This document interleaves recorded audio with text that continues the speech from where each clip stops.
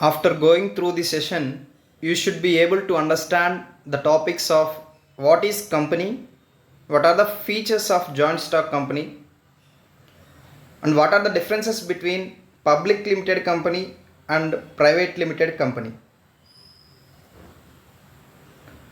What is joint stock company? James Stephen has given the definition of company is a company is an association of many persons who contribute money as a capital or money's worth to a common stock and employ it in some trade or business and who share the profit or loss arise therefrom. This is the definition given by James Stephenson. It means it's an association of two or more persons. They contribute their money to the company to do some business or trade. They do the business by that money or money's worth and share the profit or loss which arising from the business activities. So these are the coming to features of a company. Registration in the sole trading business or partnership business, registration is not mandatory or compulsory, but in the company to form a joint stock company, the registration should or must. According to 1956, the company's registration is mandatory. And the second one is separate legal entity. It means the owner and the business are separate. They are considered as separate. In the company, the owner and the business are separate. They both are separate. And the third one is perpetual succession. It means there is no end or deadline to the business. There is no wind up or there is no certain period there is no certain period to end the business in the company. The fourth one is artificial person but not a citizen. Company acts as an artificial person like a person who does all the activities are done by that company. There is an transferable of shares. There is no option available in partnership business, but in company business we can transfer our shares to another person. We can buy or sell what we can do.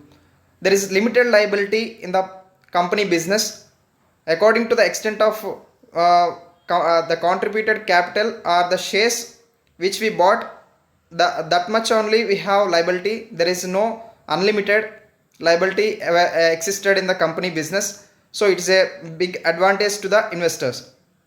There is a common seal available to the company.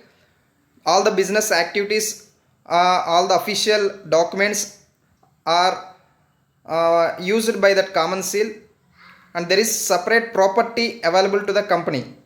The assets or liabilities or the vehicles or the property available, and we can buy or sell on the name of the company.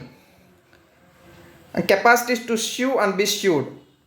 It can create in legal implications, like we can sue if we have any negative aspects and can be sued by other party also. There are certain statutory regulations available in the joint stock company. Proper books of accounts should be maintained as per law, and it should be audited every year.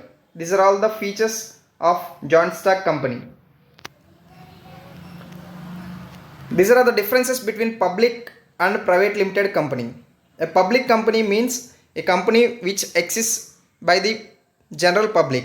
Private limited company means it is a private or social.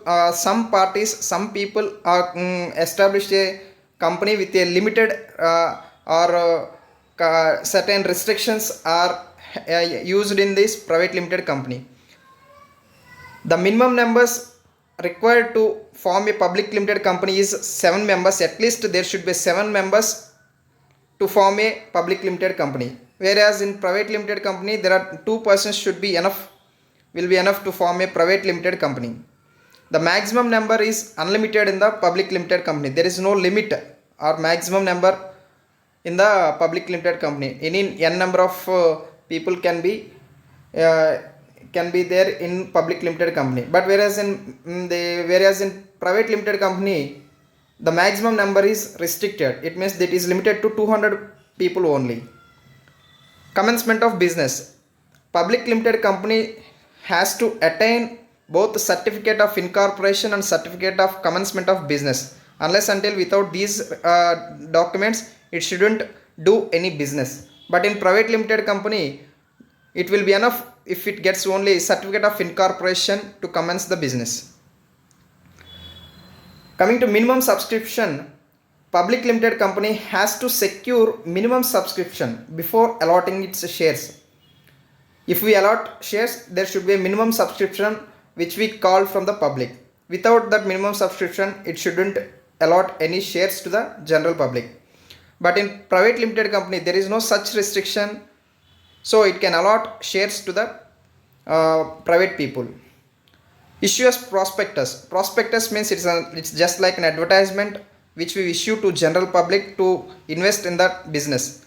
It can invite public to subscribe shares and issue prospectus for that in public limited company only. But in private limited company, it cannot issue any prospectus to invite the general public in the private limited company.